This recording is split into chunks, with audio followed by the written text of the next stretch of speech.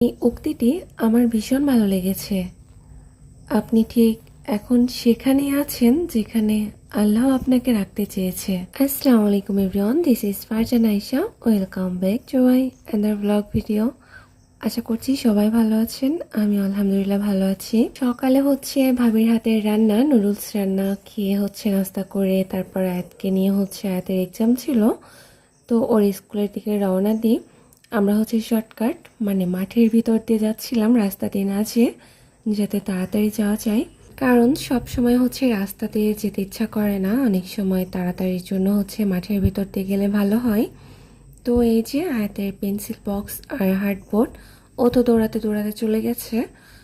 তো পরীক্ষা শেষ করে হচ্ছে বাসে আসি, আর এদিকে হচ্ছে সেমাই পিঠা ছিল, আর তারপরে হচ্ছে ভাবি রান্না করছিল কচু দিয়ে, মাছ দিয়ে, শাক দিয়ে, মাছ দিয়ে। আর এই যে কড়ার উপরে রোদের যে আবছা আলোটা আসছে, ভীষণ ভালো দেখা যাচ্ছে। আমার কাছে মনে হয় যে গ্যাসের চুলার থেকে মাটি চুলার রান্নাটা ভীষণ ভালো লাগে, খেতেও ভালো লাগে। তো আমার একটা পার্সেল এসেছিল, কিন্তু সেটা হচ্ছে আনবক্সিং করব না। তারপরে বাইরে এসে দেখি যে আব্বু আয়াত এবং ফাহাদকে নিয়ে, তারপরে হচ্ছে সিদ্দিক আরশকে নিয়ে এই যে সুপারি পাতার উপরে গাড়ির মতো করে টেনে টেনে ঘোরাচ্ছে, যেটা দেখে হচ্ছে ছোটবেলার কথা মনে পড়ছে।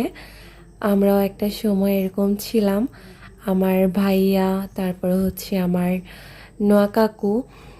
তো আমার আব্বু অনেক সময় গ্রামে আসলে হচ্ছে আমাদের এভাবে নিয়েই ঘুরতো, ভীষণ ভালো লাগছে দেখে।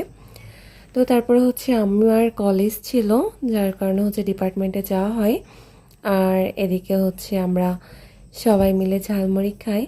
খুব মিস করব দিনগুলো, ভীষণ মিস করব। এদিকে হচ্ছে ঝালমুড়ির টেস্টটা না, মানে একসাথে ক্যাম্পাসে কাটানো মুহূর্তগুলো, দিনগুলো, সবার একসাথে ঘোরাফেরা, খাওয়া, সব কিছুই হচ্ছে মনে পড়বে।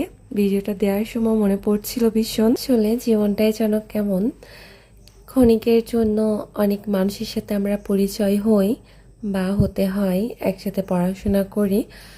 আবার এমন আছে যে তাদের সাথে হয়তো কখনো দেখা হবে না। তো কেমন যেন মনে হয় যে পড়াশোনার খাতিরে তাদের সাথে চেনা পরিচয়, বন্ধুত্বপূর্ণ সম্পর্ক, কথা হয়, বার্তা হয়। এরপর এক একজন এক এক জায়গায় চলে যাবে, এদের সাথে আর কখনোই দেখা হবে না। মাটির জিনিসপত্রের পরে আমি হচ্ছে বরাবরই দুর্বল, আমার ভীষণ দুর্বলতা কাজ করে। আমার ভীষণ পছন্দের জিনিস এগুলো। এটা হচ্ছে রূপগঞ্জে মিতালি সংঘ মন্দির, ওটার সামনে হচ্ছে এটা অবস্থিত। তো আমি